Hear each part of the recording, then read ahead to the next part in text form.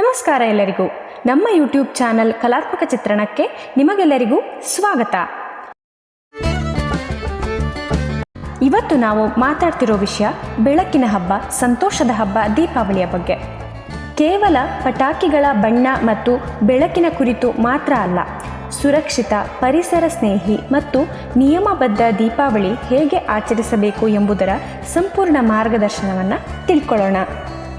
ದೀಪಾವಳಿ ಅಂದರೆ ಅಂಧಕಾರದ ಮೇಲೆ ಬೆಳಕಿನ ವಿಜಯ, ದುರಾಚಾರದ ಮೇಲೆ ಸತ್ಪ್ರವೃತ್ತಿಯ ಜಯ. ಪೌರಾಣಿಕವಾಗಿ ರಾಮನು ರಾವಣನನ್ನು ಸೋಲಿಸಿ ಅಯೋಧ್ಯೆಗೆ ವಾಪಸ್ಸಾದ ದಿನ ಇದು ಅಂತ ಹೇಳ್ತಾರೆ. ಕೆಲವು ಕಡೆ ಈ ಹಬ್ಬವನ್ನು ಲಕ್ಷ್ಮೀ ಪೂಜೆಯ ದಿನ ಅಂದರೆ ಸಮೃದ್ಧಿ ಮತ್ತು ಸೌಭಾಗ್ಯದ ದಿನ ಎಂದು ಆಚರಿಸುತ್ತಾರೆ. ಹೀಗಾಗಿ ದೀಪಾವಳಿ ಕೇವಲ ಒಂದು ಉತ್ಸವವಲ್ಲ, ನಮ್ಮ ಜೀವನದಲ್ಲಿನ ನಕಾರಾತ್ಮಕತೆಯನ್ನು ಬೆಳಕಿನಿಂದ ತೊಲಗಿಸುವ ಒಂದು ಸಂಕೇತ. ದೀಪಾವಳಿ ಆಚರಣೆ ಒಂದೇ ದಿನದ್ದಲ್ಲ, ಇದು 5 ದಿನಗಳ ಆಚರಣೆ. ಮೊದಲನೇ ದಿನ ಉತ್ತರ ಭಾರತದ ಕಡೆ ಧನ್ತೇರಸ್ ಎಂದು ಆಚರಿಸುತ್ತಾರೆ. ಧನ ಮತ್ತು ಆರೋಗ್ಯಕ್ಕಾಗಿ ದೇವಿ ಲಕ್ಷ್ಮಿ ಹಾಗೂ ಧನ್ವಂತರಿಗೆ ಪೂಜೆ ಮಾಡುತ್ತಾರೆ. ಎರಡನೆಯ ದಿನ ನರಕ ಚತುರ್ದಶಿ. ಈ ದಿನ ನರಕಾಸುರನ ವಿರುದ್ಧ ಕೃಷ್ಣನ ವಿಜಯದ ಸ್ಮರಣೆ ಆಚರಣೆ ಆಗುತ್ತದೆ. ಮೂರನೆಯ ದಿನ ಲಕ್ಷ್ಮೀ ಪೂಜೆ. ದೀಪಗಳನ್ನು ಹಚ್ಚಿ ಮನೆಯನ್ನು ಅಲಂಕರಿಸಿ ಐಶ್ವರ್ಯಕ್ಕಾಗಿ ಪ್ರಾರ್ಥನೆ ಮಾಡುತ್ತಾರೆ. ನಾಲ್ಕನೆಯ ದಿನ ಬಲಿಪಾಡ್ಯಮಿ, ಬಲಿ ಚಕ್ರವರ್ತಿಯ ಸ್ಮರಣೆ ಹಾಗೂ ವಾಮನ ಅವತಾರದ ಕಥೆ. ಐದನೇ ದಿನ ಉತ್ತರ ಪ್ರದೇಶದ ಕಡೆ ಭಾಯಿ ದೂಜ್ ಹಾಗೂ ನಮ್ಮಲ್ಲಿ ಹೊಸತಡುಕು ಎಂದು ಆಚರಿಸುತ್ತಾರೆ, ಅಂದರೆ ಸಹೋದರ ಸಹೋದರಿಯರ ಬಾಂಧವ್ಯದ ಆಚರಣೆ.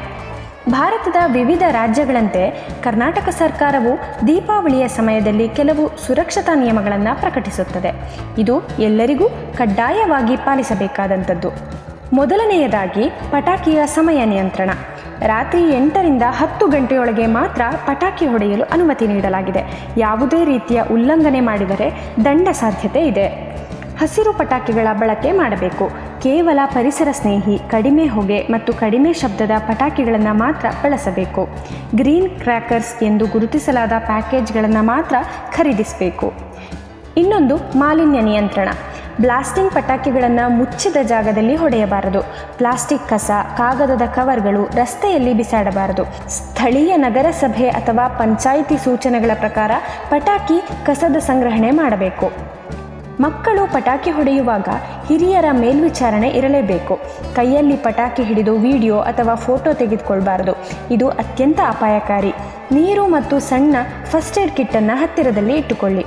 ಪಟಾಕಿ ಹೊಡೆಯುವಾಗ ಗ್ಯಾಸ್ ಸಿಲಿಂಡರ್ಗಳು ಅಥವಾ ವಾಹನಗಳ ಹತ್ತಿರ ಹೋಗಬಾರದು.